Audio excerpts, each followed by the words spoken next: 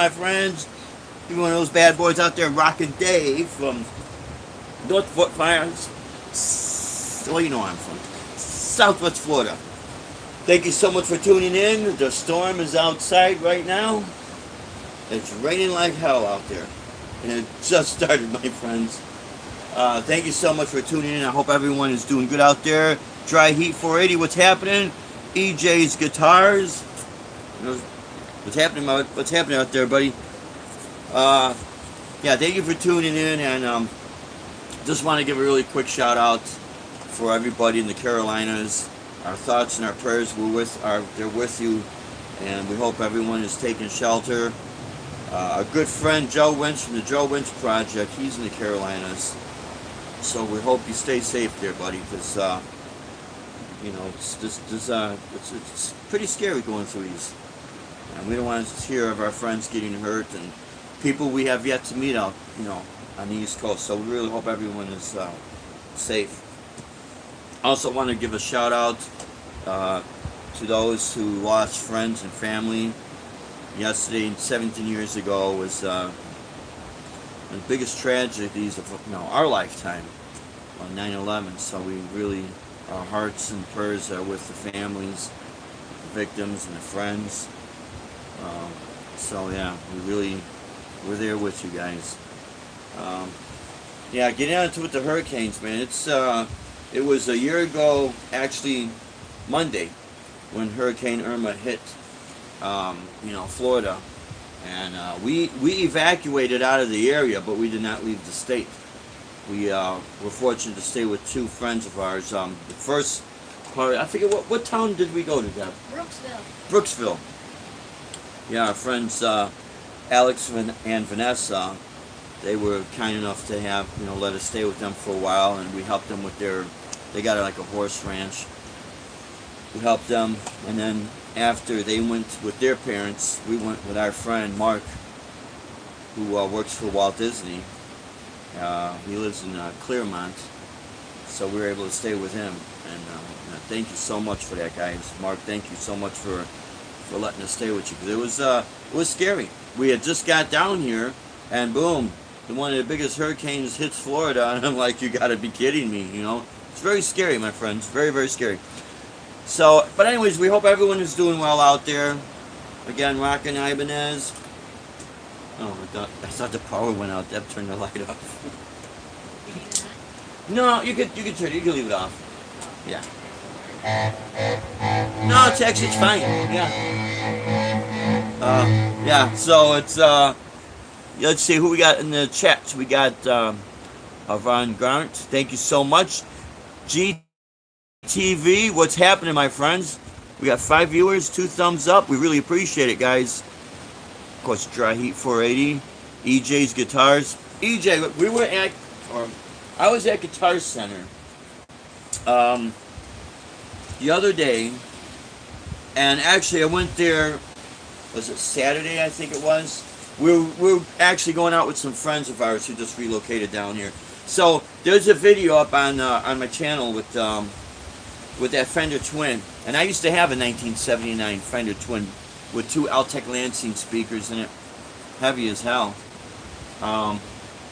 And I did a real quick video, and I wish that video I would have plugged in and played it.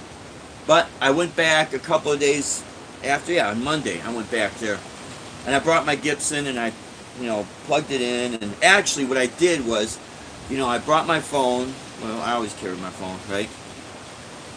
But I asked the manager if I could do a video, and he said, no, I'm sorry, we don't allow anyone to do videos anymore, or something to that effect. So I, respected his wishes, I think what's happening now is, people will do videos, and then they'll go somewhere else, Let me see if I can get this adjusted. Sorry about that, guys. I don't know if you could hear the rain bouncing off the window here.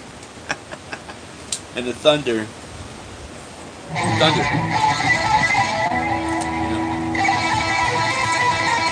probably so easy,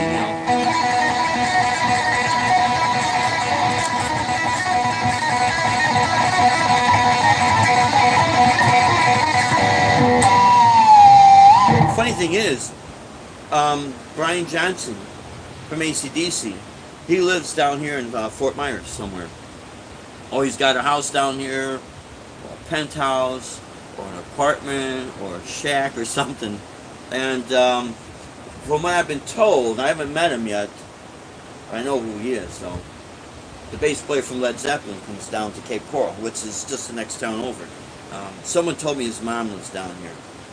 But, people say things, and I'm not going to be disrespectful to them, and, but at some point you get tired of, like, chasing stars and, stories. And I'm not trying to disrespect anybody, because maybe it is true, and be honored meeting those people, right? I mean, they're people we grew up listening to, right? Even though AC/DC to me was with Bon Scott, but AC/DC as a whole, went on longer with Brian Johnson. It's like Van Halen. Van Halen will always be like Van Halen 1, up to Fair Warning. That's Van Halen, right? But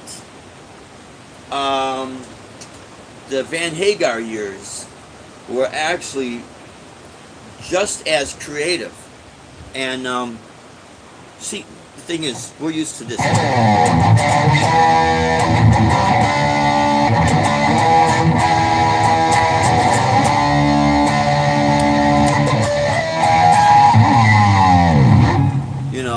The crunchy Van Halen.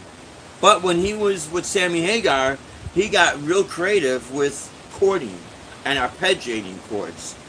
And I didn't realize it until when I was really, I had one of my students I was teaching, and he'd bring all this Van Halen stuff.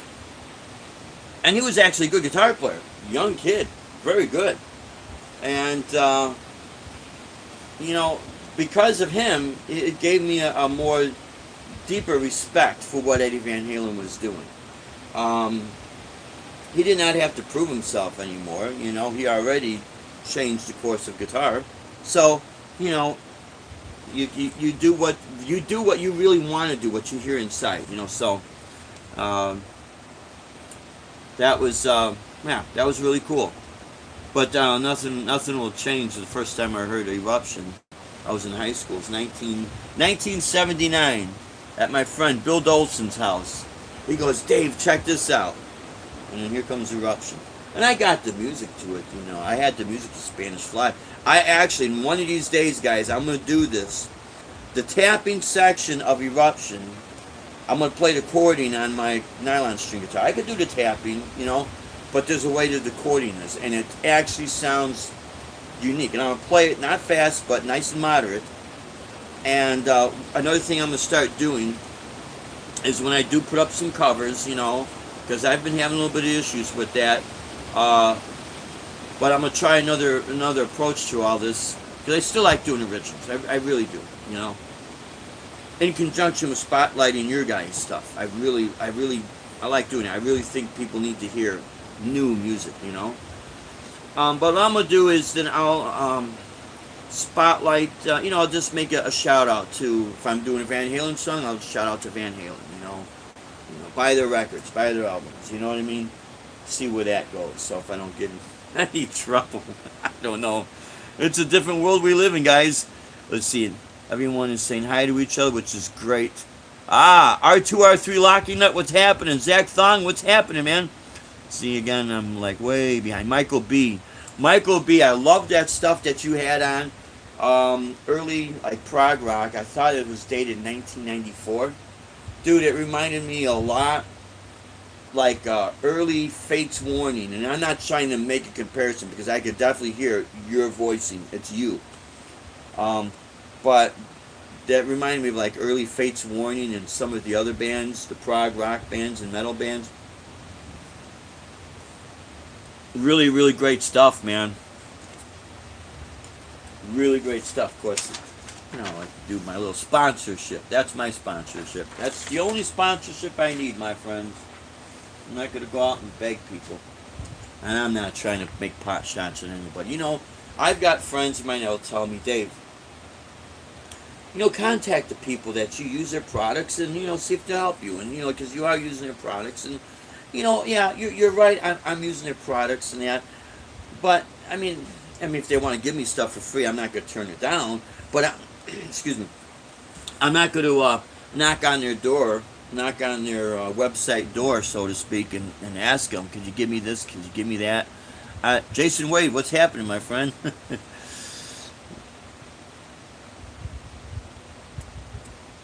The banana in my tail. Oh man. Jim Geachard, what's happening, buddy? I hope you are doing all right. I think you might be. It's raining over here, so it might be also raining by you. I think we have a tropical storm in the Gulf here because we're in the Gulf side of Florida, and Louisiana is like.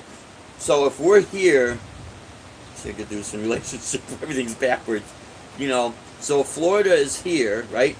Louisiana might be up here. You know what I mean? And then there's Texas. So we're kind of surrounded by a little bit of a vortex here and a tropical storm. It's our good buddy Joe Wentz that I'm concerned for, and everyone on the Carolinas coast and East Coast. Really am concerned for him. Hope that this storm dies down. Yeah, and EJ, you're also in Texas, so you're gonna be here feeling all this. Yeah, we're in Fort Myers. GTV Guitar TV. We are in actually North Fort Myers, but Fort Myers, North Fort Myers. We could go about a mile or two down the road and we're in Fort Myers, over the bridge, the Caloosahatchee River. We go over. So, yeah, we hope everyone is doing all right. The storm isn't supposed to be here until Friday night, Saturday morning. Yeah. Hey, now Jason, are you in the East Coast, Carolinas?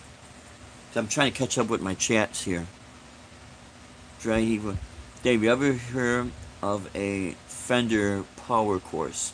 It was Fender's entry. You know what? That sounds very familiar to the JC120. You still have yours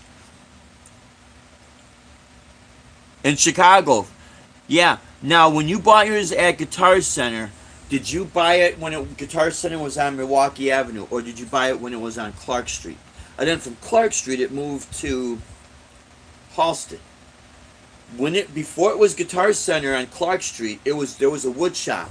I worked in that wood shop in the exact same building, and then they moved out. God, I can't remember when this was now. Holy crap. I don't know, maybe 1986, something like that. And then Guitar Center moved in.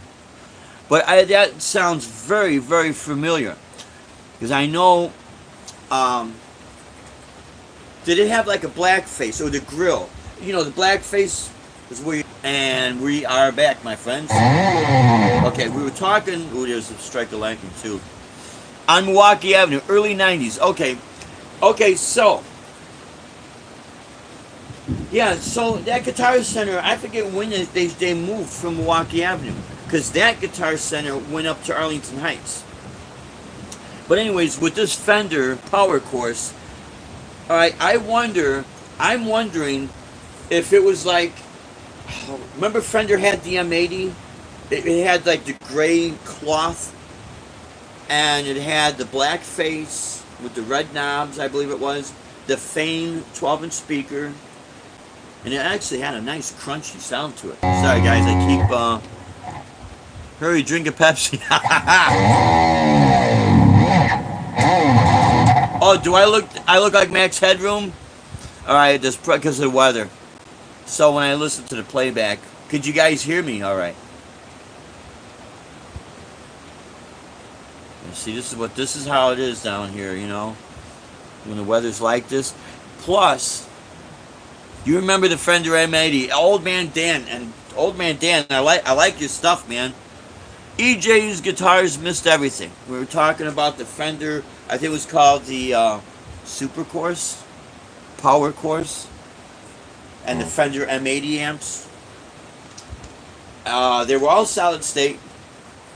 I'm wondering if that Power Course was Oh, you're very welcome, old man Dan. Yeah, very, very welcome. And you go. You know what? If any of you guys ever want me to spotlight your music, just go ahead and say, man. Just let me know, man. There's no charge. I'm not out to make a fast buck on anybody. You know what I mean? I do this. I do this because I remember how hard it was for me. Send out the demo tapes, and I was always like the underdog, man. And that's why sometimes I'll say the things I'll say, and I'm not trying to drop people's names or anything like that, because I don't want to be disrespectful to anybody or slander anybody or anything like that. But the bad people are out there, man, and now we got the opportunity to just, hey, enough is enough, So that's why I say, if you got stuff, I'll go ahead and play it, man. I'm not asking for anything because I believe in fairness. Enough of the bias has been going on too long, right? But anyways, so yeah, see now the Fender M80 was 112-inch speaker. And then that power course was 212s, and it might have been 250 watts because, like you said, it was their response to the Roland JC120. And of course, PV had their stereo course amp, and everybody was coming out with that.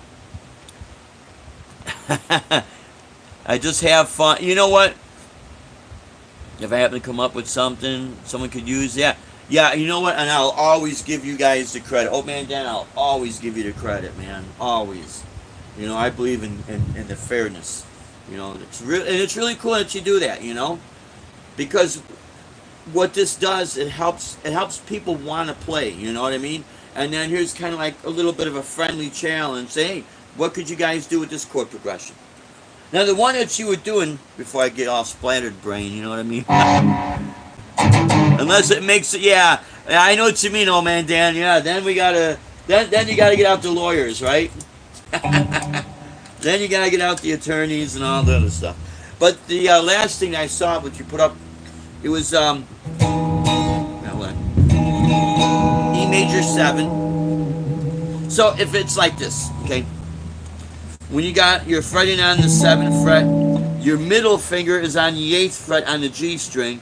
Third finger is on the D string, 9th fret.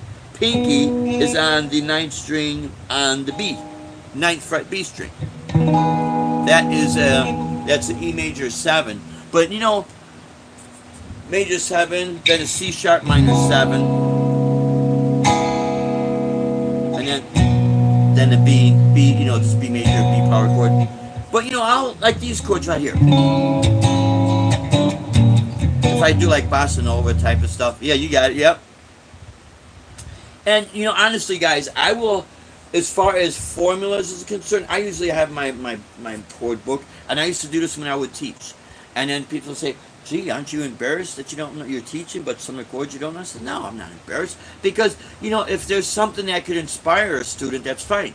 You know what I mean? I'm not a brainiac. I don't know everything, but what I do know is where my notes are laid out. And this is what used to help a lot of my students. When I would tell them, when you get confused so much with all these formulas, and it's a flatted augmented 13th over 9th, sharpened the 11th, minus the 10th. Of course, we don't say 10. Why, I don't know. C major 10. Can I say C major 10? C major chord. My high E is a 10th degree of C. Why can't I say that? Am I going to go to jail or something? I don't know. And I'm not trying to be disrespectful for people who are very educated in music theory. I don't want to disrespect anybody. But I used to get cut down a lot, man. But I could play. Get him in the band. He could play. He doesn't smoke weed. He doesn't drink beer. He plays. He's reliable. So how I was able to get by all the fancy talk, I learned all my notes. And I used to really get him on this one. I tell him, what is your notes in order? Let's say order to a chord. In a chord order, low pitch to high. And they'd look up at the ceiling and scratch their head and pick their ears. And I would say, okay, for instance, if I'm doing this chord, my C major, yeah, picture chords, advanced picture chord, but there's nothing wrong with that. And with all the apps we have on the phones and that, never be ashamed to say there's something you don't know. Because when you say you know everything and you're put in that position that you're supposed to know everything, watch you're gonna wish that you didn't know anything, because then here comes all the responsibility, right? Anyways, so my if I were to break this down, C major, E major seven, my low to high pitch order, no, order of notes. I have an E, I have a B, I have an E flat or a C or a D sharp. I have a G sharp or an A flat, and then I have B.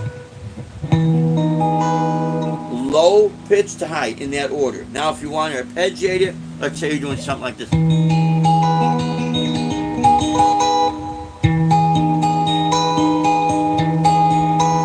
Well, now you're just plugging it in a different order. So let's see. I have an advanced picture chord book. Oh, again, yeah. Yeah, I still have a lot of my chord books, but you know what? I had found, at any level. I'll tell you what, even if you've got a master's degree, if you got a master's degree in music and then you're out there performing and then now you got to always do the mind shifting because now you got to play songs for your show. You're going to forget things sometimes. Adam EVH, what's happening, buddy? It is always good seeing you, man. Thank you for tuning in. I appreciate it, man. So I think it's like a major ninth chord or, some fancy chord name. And I don't mean to disrespect, but, okay. So, in the C position, right? This is exactly what I have. I have C.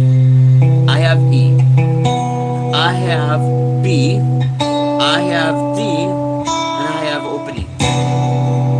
Now, if I take and play the bass note on the G, and I get this motion.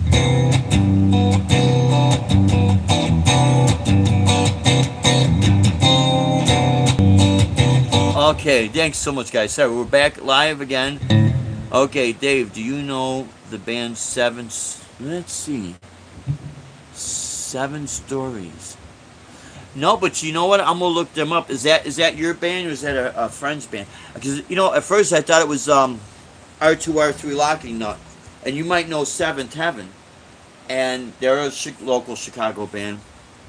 My buddy Nick Cox plays in that band, and Nick Cox and I was in a band called Fourth Rising back in 1989, and we were Band of the Week or some Band of the Month, I think it was Band of the Week, on VVX, Underground Metal Station. And we used to play at the Iron Rail, but we used to call it the Iron Jail on Irving Park Road. And we played Medusas, and I'm pretty sure we did Thirsty Whale. The 80s were kind of like a blur. The Iron Rail on Irving Park Road had these two, thin steel beams. I mean, they were support beams right on the stage. So when you're playing, you got to watch out. You don't whack your headstock, and there goes the guitar. Oh, that sound like the girl from? Yeah, it does, right? How about it, DJ? You know what it is? It's kind of like a bossa nova.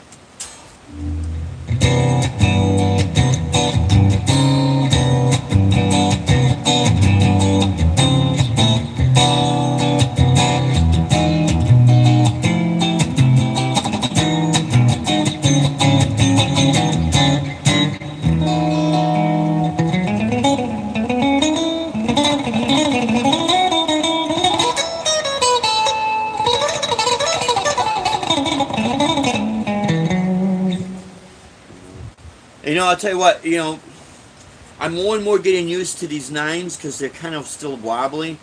But to really test your picking technique, if you have to do anything on the clean sound, that's how you can really tell.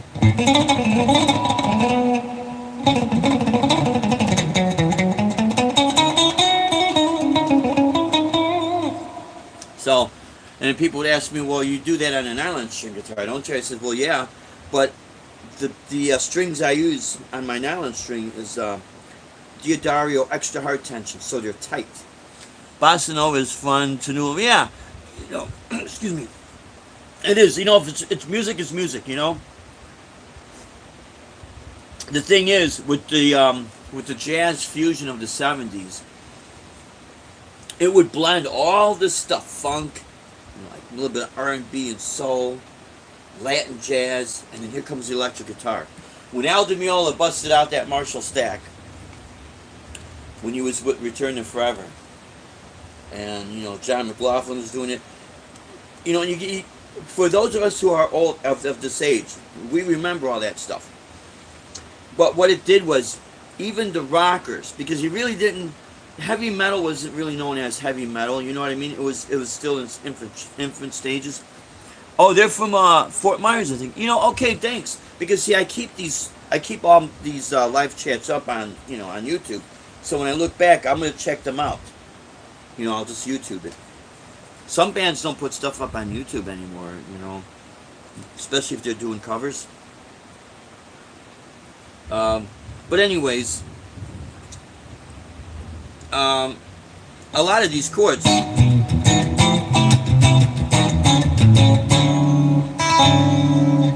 If you play a beat to it, and you come up with melodies with an overdrive, you know,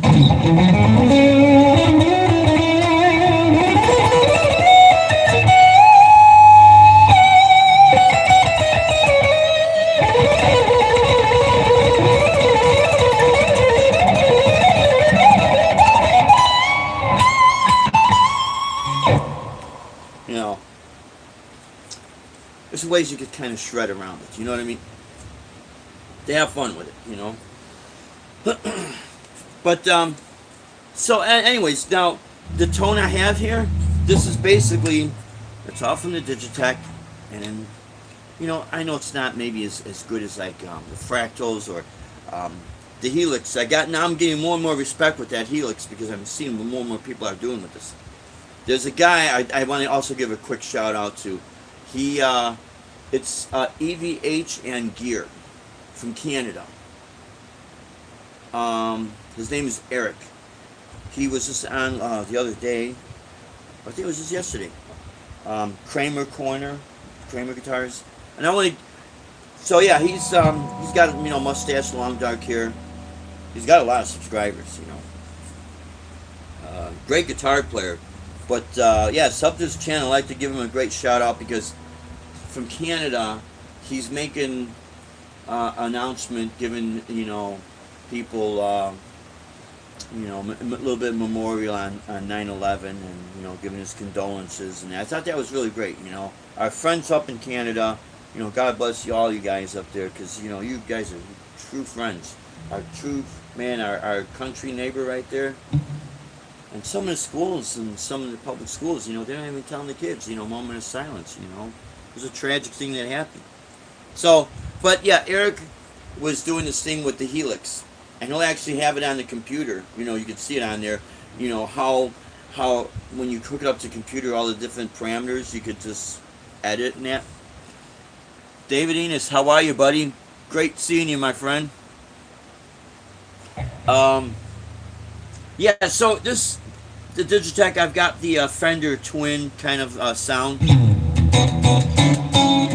with like an Ibanez tube screamer.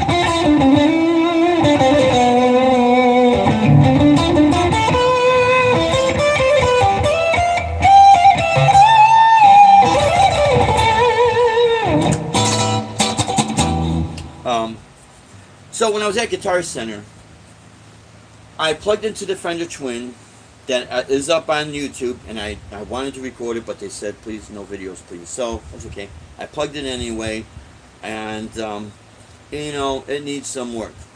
It does need some work. I was a little bit disappointed, but it's maybe the guy needed money. Who knows?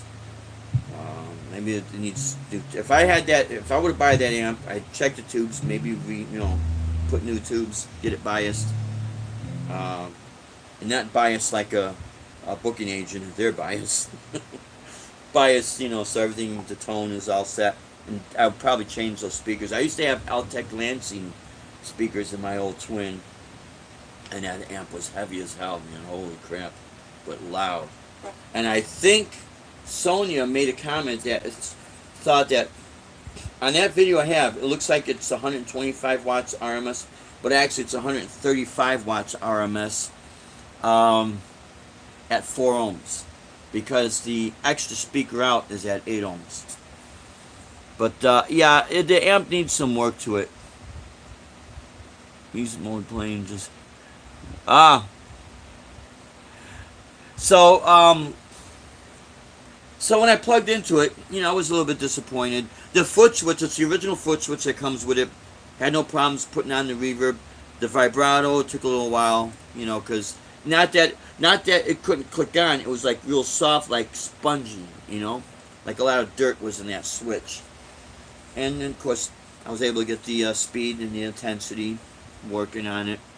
The bright switch worked, but it just it's like I saw a video with the Tone King when he was interviewing Mr. Hartley Peavy, and Tone King asked him, I think it was at last year's NAMM show.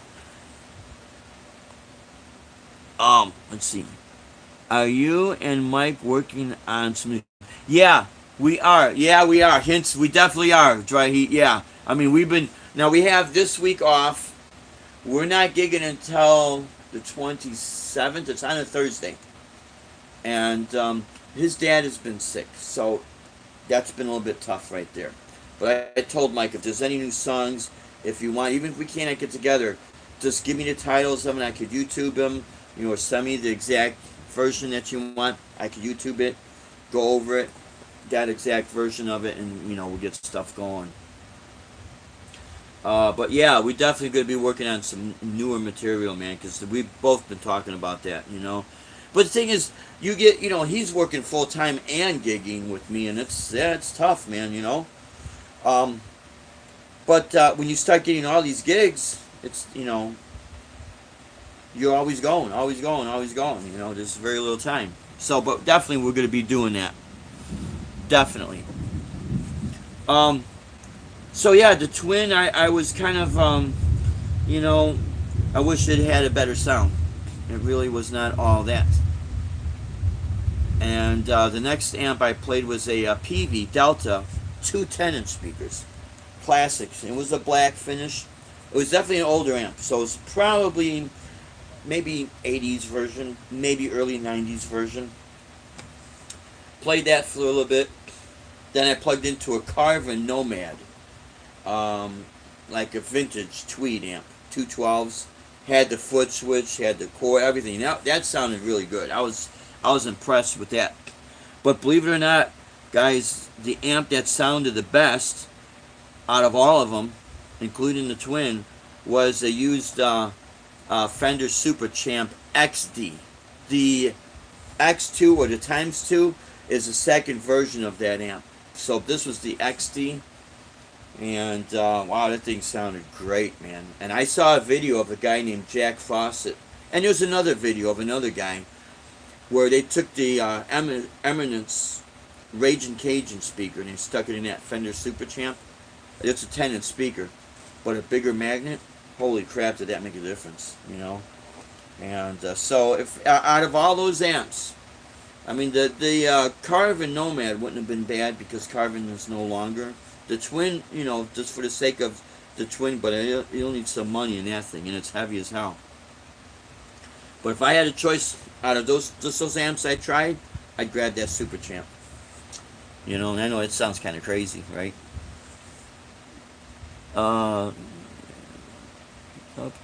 2 packs of the new Ernie Ball. Okay, yeah, the Prodigies. How are those? How are those strings? Okay, are they already? They're pretty good.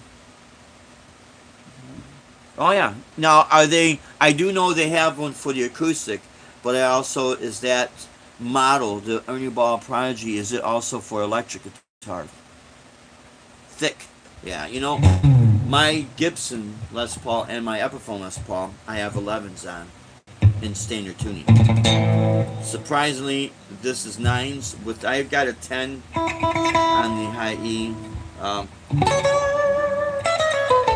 which almost feels like an 11 because it's a long scale.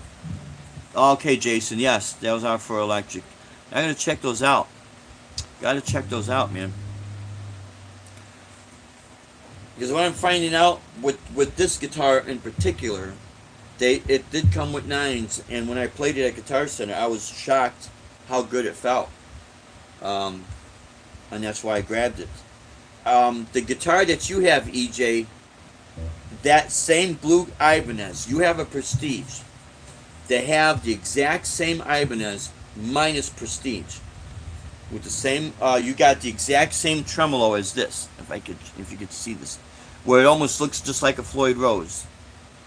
See how the tuners are up here, and then the locking saddles are down here. Different than the older Edge whammy bars. Yeah, yep. And there's this girl. Her name is Rachel. Rachel J, I think it is. She's all, she has an original song called Awaken, which I wouldn't mind spotlighting if she gives me okay. But she has the exact same guitar that you have, EJ, except in a hardtail. And also, speaking of spotlighting music, if I get Old Man Dan and then Michael B, any of you guys, just let me know, man. Because like I said, people in the clubs, that's her, Rachel F. Yeah, EJ, yeah. She's come a long way, even in a short amount of time.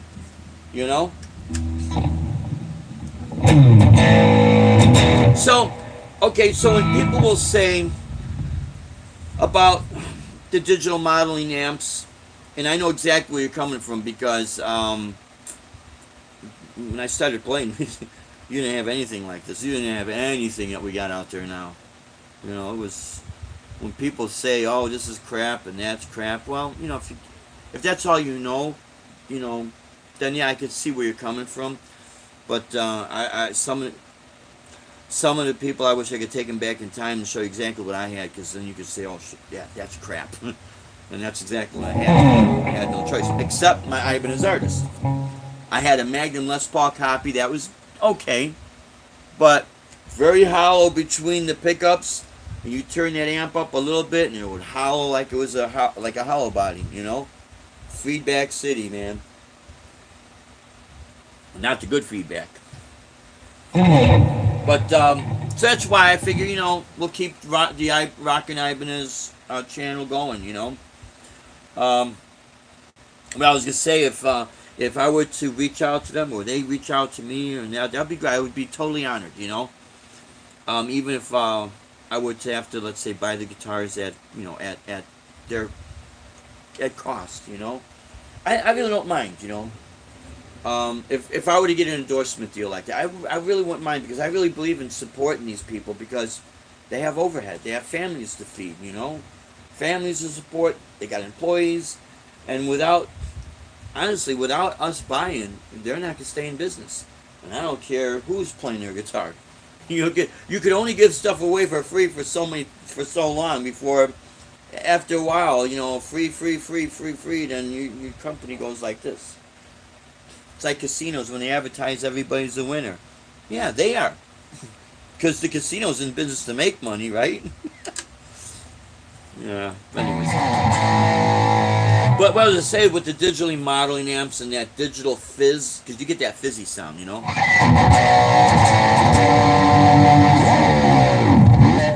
What helps with the Digitech, even when I plug it into a guitar amp, I have the setting set for mixer, so it kind of smooths out. Okay, that's why you bought the SG. Yeah, EJ, that's smart. Because, honestly, you don't know what could happen. You really don't. I thought I heard that Yamaha bought into Line 6. And that's why that's part of the engineers with the Helix. So, EJ, your Line 6 amp that you have, there was a guy playing that same model, Line 6, but in the 112 combo. And he had on the metal sound. So I know the Line 6 is going to model a Fender Twin and all this. It's good. That's what it's going to do. It's going to model all this. After plugging into that Fender Twin, I wish now I would have plugged into, and maybe I'll do this at another time. Go to Guitar Center and just plug into that Line 6. I think it's with the Spider 6 or something like that.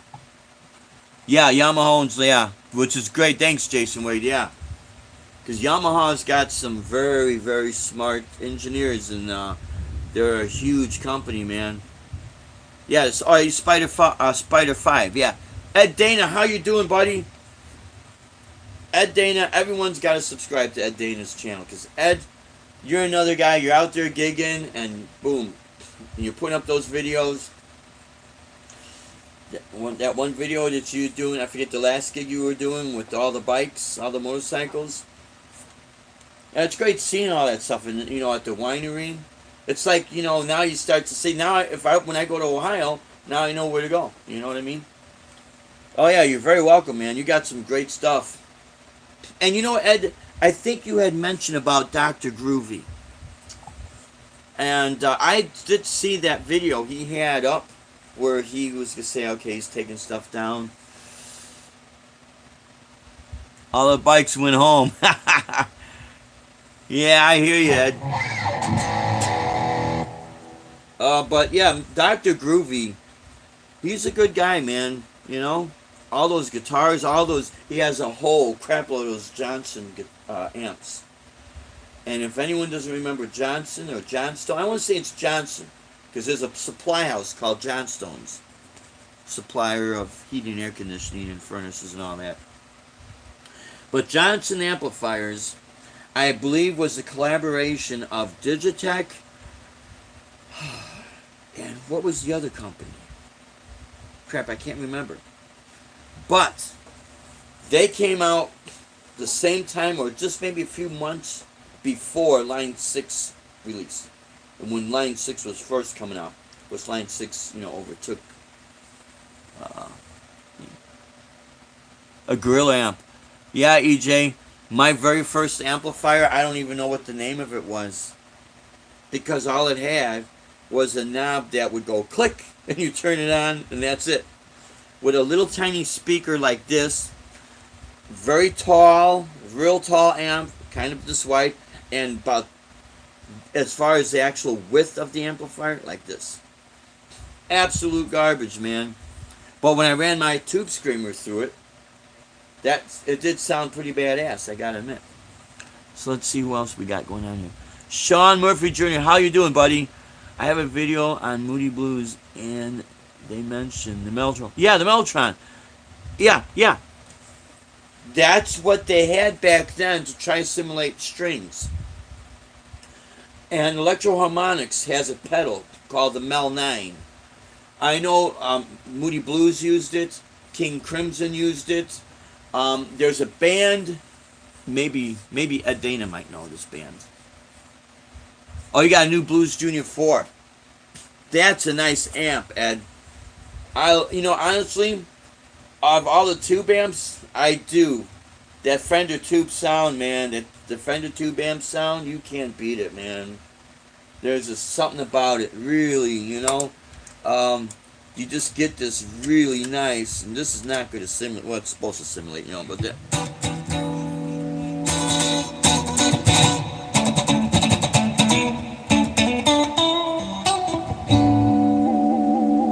Yeah, there was a vibrotone too. Yeah, the vibrotone. And some of the older Fender amps, like the vibratos, were also tube driven. Now, do you remember, Ed, the Super 6? A friend of mine had like 2 or 3 of them. Actually, when I was in his Top 40 band. It was he had like I say 2 or 3 of them. Super 6. It was real tall. It was like 6 10-inch speakers. And he was going to sell me one for $45, but I didn't need it, Now I look back like an idiot, 1987, I could have bought one. Yeah, the Mellotron, see? Ed knows. The Mellotron, yeah. But anyways, there was a band called Barclay James Harvest. I had the cassette tape, Time Honored Ghosts. There's a guy down here. He lives in Punta Gorda, which is the next town up. I saw an ad, and he's a drummer. He's looking to get something going. But he was signed to Capitol Records back in the day. Band called, oh shit, I can't remember the name now. Upton or something like that. But it was definitely prog rock. And the album was dated 1975, So all that whole area, you had the Mellotron. and then the synthesizers, everything started to evolve. And what I was gonna say that now I remember what I was gonna say with Tone King interviewing Hartley Peavy. Tone King asked Hartley Peavy, "Why don't you do a reissue of your solo series amps from the 1980s, the Special 130, maybe Special 150, the old Bandit 65?" And Hartley was saying, "Well, that served a purpose for that time." And then he started to go on giving comparisons why he doesn't use spring reverbs anymore, because it's just such a pain in the ass, and it's just technology that's old. And yeah, Frank Zappa used those. Yep. Yeah, the Moog. God, I remember the Moog. I'd go to Chicago Music Company, and this was like 1979, and they had the room full of Moog keyboards. But Hartley Peavy was saying, he also used another analogy, and he said about, I forget what kind of car his wife was buying him, because he wanted a classic car. I want to say a 57 Chevy. I could be wrong. So Peavy said, yeah, my memory of a 57 Chevy, it was a great car, until when he got one. I don't know if it was late 80s, early 90s, whenever it was. But then he remembered, man, this car is a rough rider, So he was saying, what we think was good, and it was at that time, but now so much has evolved and passed it up, so now it's really not that good. And that's how, oh yeah, you Bandit 65? Yeah, the Solo 65. I went through 2 or 3 PV Special 130s, and not because they broke down. It's because I was stupid and I was just doing all these trade-ins. One of them, I had a JBL 12-inch speaker in it, and it was a great amp. And then I also had a PV Special 150, and I wish I would have kept that, because that's kind of really rare, because they only made a few of those. I do have my PV Bandit Trans Tube model, the very first version that came out. I bought it in 1996.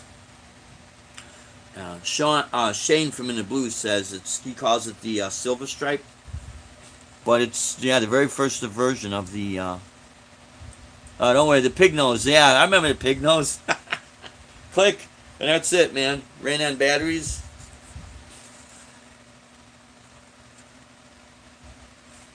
Okay, yeah, the PV Special. Yeah, Special 130. Yeah, remember it had the pull thick and the mid range.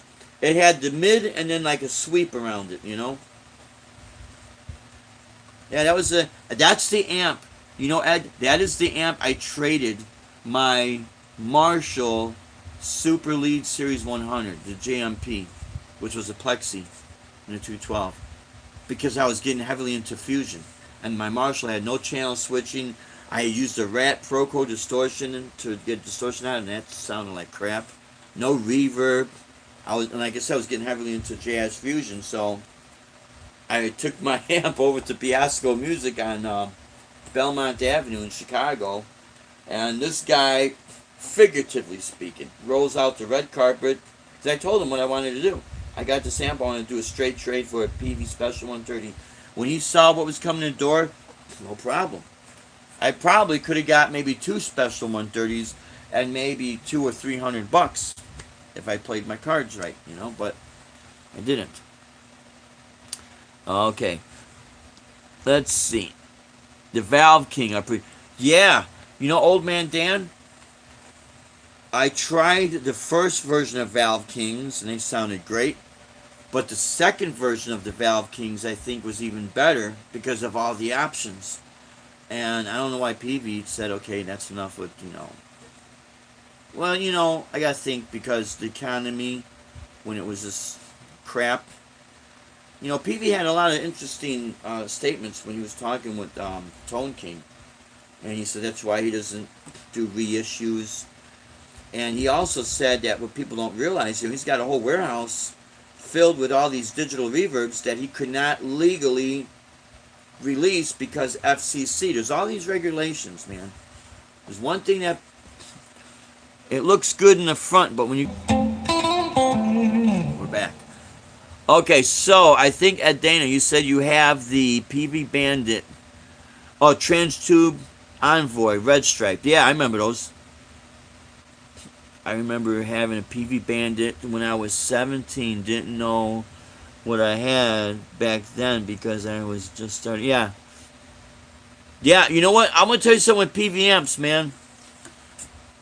Especially the 1980s versions, you know. I mean, I remember them in the 70s, but I started buying gear in late 79 or something like that. As far as at the music store. Otherwise, it was the pawn shop, you know. But the PVs always had the reputation of not sounding so good, but they were workhorses, man. They would never break down. And again, if you go back into, let's say, 1985, the height of the hair metal and heavy metal, and the Marshall, the MOSFET Marshalls, you know, and all that, and if you were to tell us back then that PV would surpass Marshall for being the amp for modern metal, everyone would laugh at you. They'd say, no way, man, that PV ain't good, no way. Now look, with the 6505 series amps, man, they're giving everyone a run for the money. Let's see. Plus, Ed Dana, you also have that PV, was it the T40 guitar? I just saw a video yesterday, you know, the falling out between Eddie Van Halen and Hartley PV, and within that 10-minute segment, I guess the industry was getting mad at PV because PV was using robotics to help build their amps. And PV's motto, I used to get the Monitor magazine, the PV's motto was, we're going to make amplifiers for the working class musician. Smart guy, man. My wife met Mr. PV back when she'd go to the NAMM shows. She'd have her booth up in Anaheim, California, because her and her business partner were making custom-made speakers. So, you know, she met all these people. And she said, Mr. PV's got class. He's a nice guy. Somewhere in the archives, she's got a picture with Mr. PV and his late wife. She used to have real long hair. Real long hair. Nice lady, nice people. Okay. Old Man Dad playing that Black Star. Yeah, that Black Star's nice, man. Let's see. Yeah, it is a great, yeah, and you're getting a great sound out of it. Yeah, I was watching it, man. I'm like, dude, you could get it like in between the Marshall and Fender type of sound, you know? Which I was really impressive. Really impressed. Getting an acoustic Gibson. Yeah, I hear you, man. I had a Gibson J45, was it? Dreadnought acoustic. I traded my old Applause with the aluminum fretboard. My friend Andy wanted it because the Applause plugged in. It had no volume or tone, just plugged in. So you had to get a preamp and all that if you really wanted to get, you know, for it to work right. So, stupid me, you know, I'm like jonesing, you know, like, you got a cigarette, dude? You got a cigarette? So I'm jonesing. This is 1985. I took the Gibson J45 and my Ibanez Artist 1978 model, kick-ass guitar, and I took those two guitars to the Guitar Center in Milwaukee Avenue in Chicago to trade it in for the Ibanez Destroyer, but the X series with the bolt-on neck, the blue blue burst with the yellow zebra stripes, because it had a whammy bar. That Ibanez, I mean, I'll tell you what, for what it was still built well. See, that's what I like about Ibanez guitars. Even if they gotta use cheap materials, they will still have good craftsmanship, you know? Because it definitely stayed in tune. Really had no problems with it. But, taking those two guitars and doing a trade-in for a guitar that was really selling for maybe $300. Then, a few years ago, at the Guitar Center in Naperville, Illinois, when we were still living in Chicago, I saw the old Gibson J45, and maybe it wasn't mine, maybe it was, you know, selling for $2,000. So, don't trade things in if you don't have it, if you don't have to. Your brother's old, yeah, the old Music Man 212, like a twin, yeah. You know, Ed, I remember they also had like I guess they called it the hybrid. It was had power amp tubes, but it was solid state preamp. Because I remember the big 6L6 tubes. What about the digital reverbs? Yeah, Headley Scott. You know, let's see, the PV Classic Rush.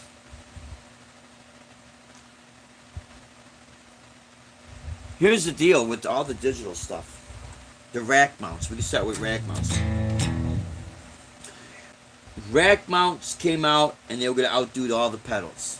This was in the 80s. Who wants to deal with pedals anymore? The patch cord goes bad. You don't know which cord it is because you got a mess on the floor. Get a rack mount, right? So everybody in the 80s had the big rack mount cases. And you fill it with rack gear. In the very early 80s, I don't remember any of them having foot switches. And I remember 1990, I had a Digitech GSP5 rack mount processor with the digital tube distortion that sounded horrible. And it had the foot switch. You can see like this. Okay, guys, I gotta do this. It was like this, but it was gray. Now this does not have a screen on it. So when I would go up and down the parameters, I had to look back on my rack mount, and it would go real fast. So that wasn't working out too good. So it took a while for technology to say, hey, wait a minute, guitar players, what they do is they'll use pedals. Then all of a sudden the floor rack, the floor processors came out. Now it's like back to pedals, and now there's a gazillion pedals being made out there, and now they're saying, well, now the analog is better than the digital, which for like your overdrives, your distortions, yeah, because you could kind of roll your volume down, and even like the analog choruses and delays, I still have some of mine, and they sound great, you know. But this kind of now goes back to what I was going to say about the Line 6 that EJ has. This guy was at Guitar Center playing a 112 model, and it sounded really kick-ass. So we all complain about the digital, that fizzy sound. You just have to really work with the EQ. It's good to get to that fizzy sound, you know, but it won't get it as bad if you kind of like knock off some of the highs. And if you have, let's say you do an amp simulating and then you're adding the EQ on it, it's just kind of like, you know, find ways to mess with that EQ and you'll get a good sound. You will get a good sound because the convenience with this stuff is definitely worth it, in my opinion. Well, it'll never replace the actual amps that they're trying to simulate. And even though they'll get dangerously close, they'll never really replace them. But the way things are out there gigging, with no stages, yeah, the T60 guitar, that's it. That PV T60 guitar, everyone was hating PV for that because it had, they call the toaster pickups. You could do coil tapping, out of phase, and it was built like a tank and cheap. And everyone's getting mad, you know, because it's inexpensive. That's why PV's smart. He's going for the working guy. But what I was going to say, with all this stuff that we have, now the fly rigs are like, wow, that's a fly rig, isn't that great? It's, you know, a lot of this, it's smaller pedals. It's basically an effect processor. Now we're saying, now we go back to the effect processor because now we don't have to drag all this stuff around. The point being made is that you're never going to be, no one's ever going to be satisfied. Everyone's going to have something to complain about. You know, I still say, and I do agree with our good friend out there, Ed Dana. I do like that those Fender tube amps, man. The Super Champ, I really like it. It's small, it's not heavy. If I were to get one, I'd stick that Eminence Raging Cajun speaker in there. It sounded great. But, let's see. T60. Yeah, the Monitor. Yeah, you remember the Monitor magazine, yeah. Early 80s, yeah. The very early 80s, that's when they got real thick, like a Les Paul. The one I had was like a thin body. Great guitar, man. Stupid me trading in, you know? Hey, how are you, Tristan? Good seeing you. Thank you for subscribing. I want to also thank everyone for subscribing to my channel. I really appreciate it, you know? Without you guys, none of this would be possible, you know? I could sit and just blab to myself, I guess. I don't know. You know, it's kind of like talking about the good old days when stuff was not all that great, but we didn't know any better and we had to make it sound good. Yeah, the PV Classic 20 Mini Head, that thing's awesome too, man. With a 212 cab.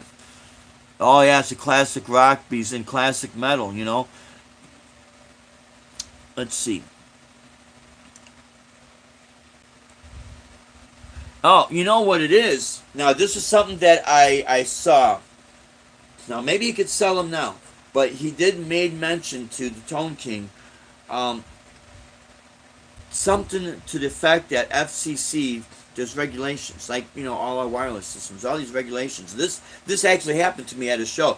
Our first Sennheiser wireless, I thought maybe my output jack was going bad. Well, FCC can override the different frequency, airwave frequencies for emergency vehicles, you know. And I was on the 600 bandwidth, so I had to go up to the 700 bandwidth. And even though you can't change the channels on that thing, there's certain bandwidths that they will just override. So we had to go out and buy a new one because I did not catch the news on the internet that Sennheiser was going to give a $50 coupon if you could bring in your old wireless and with a $50 coupon apply it to a new wireless system. So it's kind of like this. You ever notice on the back, like here, the headstock, you'll say CE. I think that's a Canadian thing. I don't know if you guys could see this. It's kind of like it's going to be upside down. I apologize. It's going to be the equivalent of Underwriters Laboratory. So when all this stuff gets released, they have to make sure it's safe, so no one gets electrocuted. Otherwise, there goes the company. So there is these things that happen with regulations, safety regulations. Closed back cabs help. Yeah, they do. I have a Hughes and Kettner here, and I have the first version of the Marshall MG. That's a closed back cabinet, and it gives it like a nice punchy sound. Oh, you got a Windsor. Oh yeah, those are cool.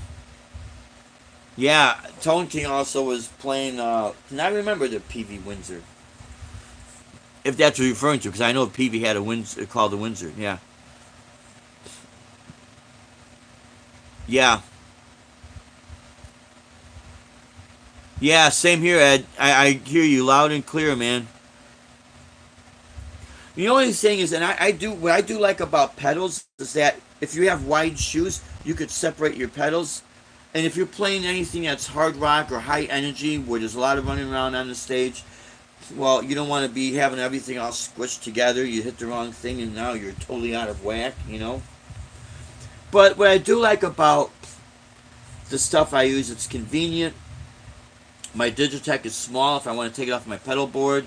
A couple of the churches I played at, we had pretty good floor space, but some of them I had to sit in with, and your floor space is real small. You're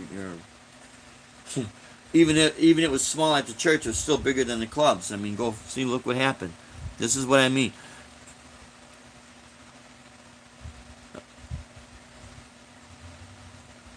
Yeah, Silent Mags too. Yeah.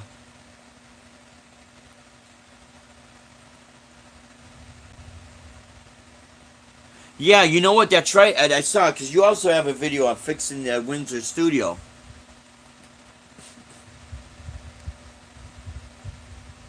It had 6v6, and you put in 34. Nice. Did it change the tone when you did that, or did you have to do anything with the tube socket? Yeah, tube socket came loose. Yep. My twin reverb, when I went to trade to change the tubes, it cost me like $160 back in 1985. Was it? Yeah. I only had the amp about a year, and then the sockets got bad, because the amp hangs, the tubes hang like this, and in the city, so those old sidewalks that are like, I don't know how the hell they mixed the cement, but it's all these big ass rocks, and then the cracks, boom, boom, boom, boom, boom, and all the tubes are going boom, boom, boom, boom inside there, so they get loose, messing up the sockets, up and down stairs.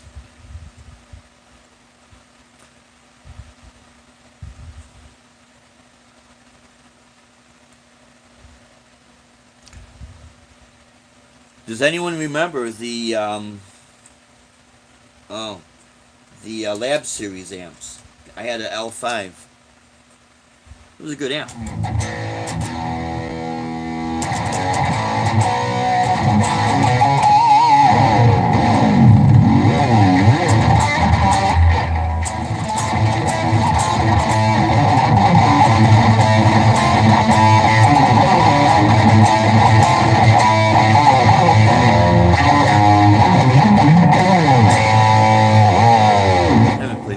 Lab Series. Yeah, they were. Yep, Fender drops the tubes. Yeah. Yeah, Ed, the Lab Series, they were great amps. I don't know if Gibson owned that company or not.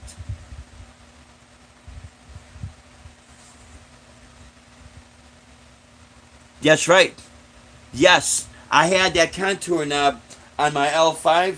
And when I'd run, I still had the Proco distortion, which I wasn't big. The first one that came out, wasn't a big fan of it. Absolute Mayhem, what's happening, buddy? Good seeing you. American Devil, how are you? Good seeing you guys. But what I used to do with, we used to play Tom Sawyer. So you hit the E, and if you took the multi-filter on the Lab Series and turned it, it would make that type of effect,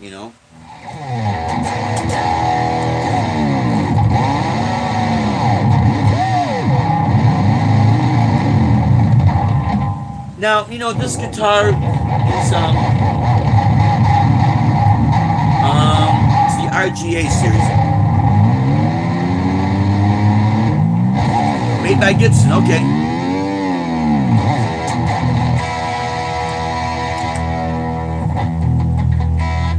Not bad, right? For tuning. And not everyone's gotta like Ibanez guitars. That's not gonna offend me. I don't care. I like them because it was my first good guitar, and this guitar company never fell off the face of the earth. I like Dean guitars. Dean makes great guitars, but there was a little bit of time there they fell off the face of the earth. Kramer, I remember when Kramer, their headstock was like a pitchfork, and they had the aluminum neck. And then they went into their Focus series and all that, and the Beretta series, I think. And they had Kramer also had a guitar that had 6 volume knobs, so you could adjust each string. That was pretty cool. But then they fell off the face of the earth. BC Rich has got issues. They're going back and forth all over the place, But Ibanez never went away. Never went away. Now, unless someone's got, took over the company. But that's why I got a lot of respect for the company, because when they got sued, they said, okay, we're going to do everything 100% Ibanez. They really became their own company. And there is a couple of companies out there that's making these Gibsons, the Gibsons, and they're not even Gibson. And there's a guy, Guitar Max, he was showing a Fender Yngwie Malmsteen model Strat, and it had the Fender logo, it had Yngwie's signature on it, it had the scallop fretboard, it had the serial number, made in USA, and it was actually a really nice guitar. $145 brand new. The problem I have with all that, it's a fake. And it'll say made in USA, but it's not. The problem I have with that, if a person does not know this, and they can't do this in the music store because they get sued, but someone could go on the parking lot and sell it to you and tell you, yeah, I bought this Gibson Les Paul, man. I paid $2,000 for it and I need some cash. I'll sell it to you for $800. Ooh, $800. Boom, there it is. It says it's made in USA. If a person's not doesn't know enough to really look at the details, and some of these companies, these people are real good at making these counterfeits. A person will get ripped off, and that's why I have no respect for people like that. Put your own name on there. When Hondo made copies, it said Hondo. When Ibanez was making copies, it said Ibanez. Lotus, it said Lotus. Magnum, I had a Magnum Les Paul copy. Memphis, my friend Nick Cox from 7th Heaven in Chicago. Back in the days with Fourth Rising, he had a Memphis Les Paul copy. But it said Memphis. It didn't say Gibson. So I don't know, man. It's like when people do that, they're kind of shifty. You got to be careful. Oh, nice. You got the Desert Yellow. That's awesome. You know what? Jason Wade, Joe Winch has got the white version of that. Yeah, Joe Winch has got the Hondo in my picture. Yeah. But yeah, he's got the white. I almost bought the white version, and Joe said he was going to hold out for the yellow one. So they released the yellow version of it. Nice.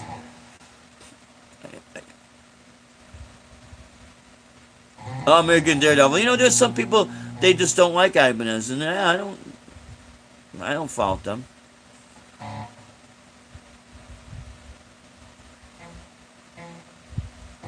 Let's see. A GMW. Oh yeah, New Musical. And back in the late 80s and early 90s. That name is vaguely familiar. Does anybody ever remember seeing a guitar shaped like a lightning bolt in the Guitar World magazine, but also the guitar for the practicing musician? I'm back again, my friends. Oh, nice. Thanks, Jason Wade. Yeah. Yeah. Yeah, Mary, I love E minor too, man. Yeah, I like that. Yeah, the 76 Ibanez V. Yeah. Let's see. Ed, yeah. We all started out with Ed, do you ever remember a company called Checkmate? I had a Checkmate guitar with a pickup. I had to take tape to hold the pickup down. It would poof, get stuck to the strings, It's kind of like the Tedesco Del Rey, something like that, guitars, and then the Sears catalog. So, I mean, when we had stuff, and the action was like a mile away, that was your action. And they would come, some of these guitars would come with flat wound strings, We didn't, we had GHS strings, Ernie Ball. Remember when Diodario, when I first bought my first pack of Diodarios. But we really didn't have a whole lot. Yeah, Tedesco Del Rey, that's it. Yes. You remember that. So we had stuff that when people say, well, this is garbage and this is garbage, I'd love to take them back in our days, man. Because then they could see, wow, you guys really come from primitive times. You could almost tune them. That's right, Ed. Yep. Yeah, with the Sears Special. Laugh out. Yeah. Yeah, American Day Up. That's what we had. If you started playing guitar in the 70s, yep, the Boomers. Old Man Dan, GSH Boomers, yep. GHS Boomers, yeah. If you started playing guitar in the 70s, you'll know. You go to the pawn shop and it was like crap. Yeah, and then my Checkmate had the 0 fret. Never understood what that was supposed to be for, but I went along with it. It was an electric guitar. Rock and roll gauge, yes, the Fender rock and roll gauge. Oh my God, yeah. Hey, you too. Now I'm gonna be signing off in about 10 minutes here. So yeah, Jason, thank you so much for tuning in. I really appreciate it. Yeah, the Court. I also had a Court. I had a Court Les Paul copy, custom. I had a Court Explorer too for a great guitar, man. And it's good to see that company's, really moved forward and has developed. You know, my favorites in the '90s were yeah, yep. Well, we didn't really have that much, but I'll tell you what. See, we had to make the tone come from the fingers. You know what I mean? Yeah, the chord. Yeah. Now, does anyone remember? Because speaking of the Fender Power Course amp, when Fender had effect pedals in the early '80s, there were like white little stomp boxes, kind of molded plastic. I had a parametric EQ, and then they went away, and then now Fender's got some pedals just recently. Oh my God, how about it, old man Dan? The good old days before the internet when you could get great guitars. Yeah. Oh my God. I used to work at a pawn shop in Chicago, and the guy hired me because I changed all the strings and then was helping him sell the guitars. And I remember a guy came in with a Gibson Les Paul Custom Black Beauty, and he had the DiMaggio pickups, the cream color pick guard, cream color casing, cream colored DiMaggios. I mean, he had decked it out the way I would have decked it out at that time. And I think he got $100 loan for the guitar, and it was going up for sale. And I told the guy that I was working for, I'd give him $1 for $1, which would cost me over $200. But then the owner's son sold it for cheap or gave it to another friend. And I'm like, oh, I want my opportunity. And it was not an Epiphone, it was a Gibson. Let's see. Yep. My first guitar was Les Paul copy. Next was an Aerial Pro. Yep. I remember the Aerial Pro guitars. We had some good stuff, man. We started to see things develop into these companies really start to develop and just take off, you know. And some of them they just didn't make it. Washburn Guitars was another great company. Then see they went away. And then you had West Tone Guitars, I remember. Hamer. Then Hamer went away. Then Hamer came back.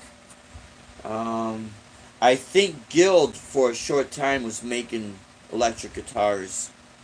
I don't want to say they were their own unique shape. Gibson had the Victory series, which was almost like a Stratocaster style. And you know, that didn't last long. Area Pro 2s, 1974, yeah. Yeah, those were good guitars, man. Then we had some oddball brands. Robert's Guitar Dungeon. If you ever check out his channel, subscribe to his channel. He's got some cool stuff. He did a review on a guitar that was made in Illinois, and I forget the brand name now. And it was like a super strat, and they only last for a little while. Then remember when, it was a great guitar, real nice guitar.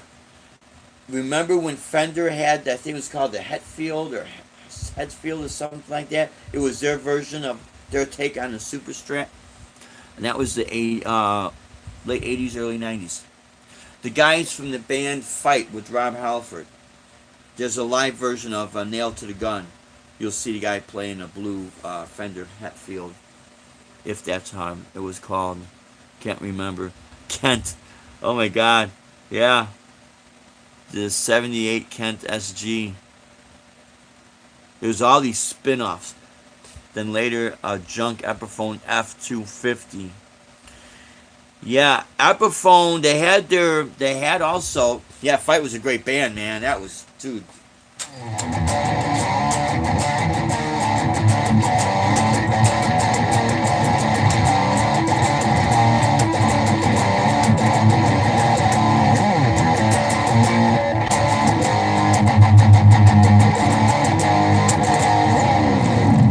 I would need to do the drop D tuning on that. But yeah, it was just so interesting how all these companies just came and went. They came and went. The Barkus Berry amp, I think it was a 410 amp. That was late 70s. Um,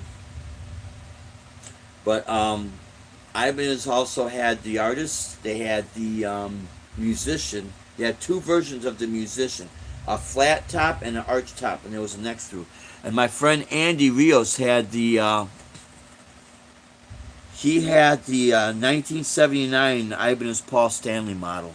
Nice, man. Oh, nice guitar, dude. Oh yeah, I remember. Yeah, I remember those guitars. I can't really pronounce their name, but I remember those. Yeah. My third concert was, yeah.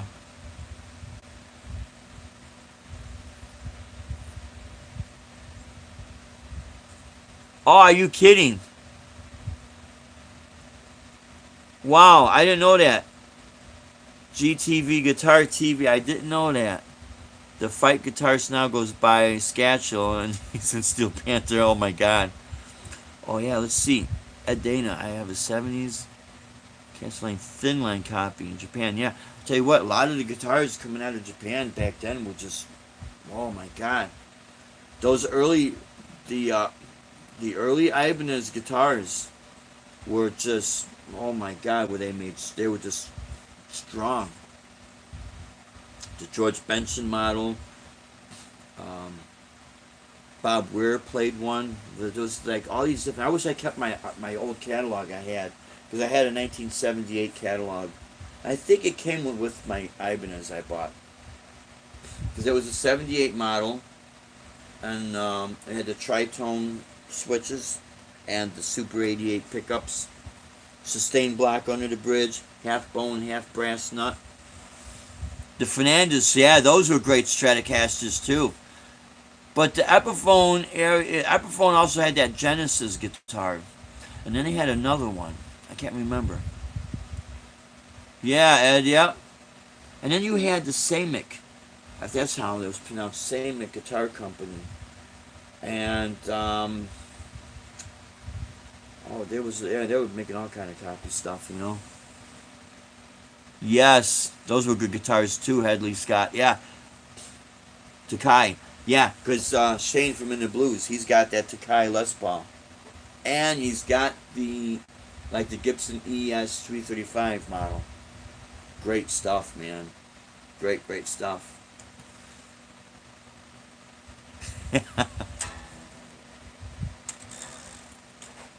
Well, guys, thank you so much for tuning in. I think I'm gonna have to, because I'm starting to lose my signal here. Because it's starting to say I'm getting some bad lightning storms, and this next one might take it out. So much good stuff from Japan from 1970s and 80s. Yeah, I hear you, Dana. Yeah, you know, but real quick before I go, yeah, if you ever get a chance, or I think you did say you try to send Dr. Groovy, I think it was, a message. Yeah, we do miss him. I thought he had some great stuff, man. You know, guy's got a crap load of experience, and maybe he was just getting beat up on YouTube or something, which is too bad. You know, really too bad. Hate to see good people leave. You know. Yeah. There you go. For Halloween, man, right?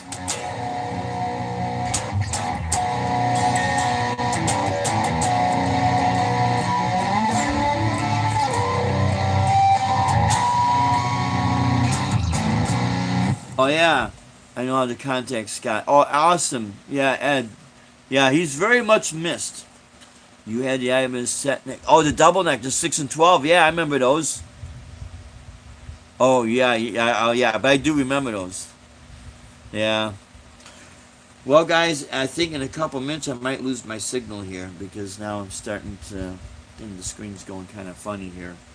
So, anyways, my friends, thank you so much for tuning in. I really appreciate it. Without your support, none of this would be possible. You guys totally rock.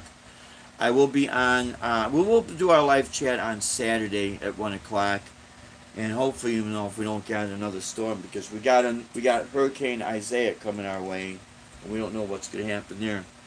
But looks like he's got a new channel. Hey, that's great. That's great if he does. If Scott has a great channel, awesome. Yeah, Rick Emmett did play one. I also had a Yamaha SBG 3000, a white one. That back in '85, Rick Emmett also played one of those too. All right, my friends, you guys stay safe out there. We appreciate you guys for tuning in.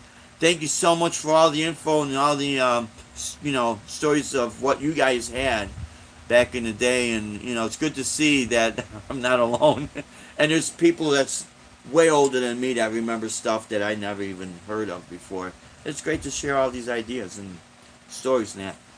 So got a link to oh, do I have a link to his channel? I don't. But Ed, if you want, you could always send it to me, or like on Facebook. I think our I gotta ask my wife. Our email address is what? dbyronmusic@gmail.com. Yeah, because I thought Scott was a great guy, man. All right, my friends, rock on. Till next time. Until Saturday. You guys totally rock. Thank you so much. We'll see you. You guys rock. Take care. Always remember. Desire to inspire, keep things real. We love all you guys. You guys rock. Take care.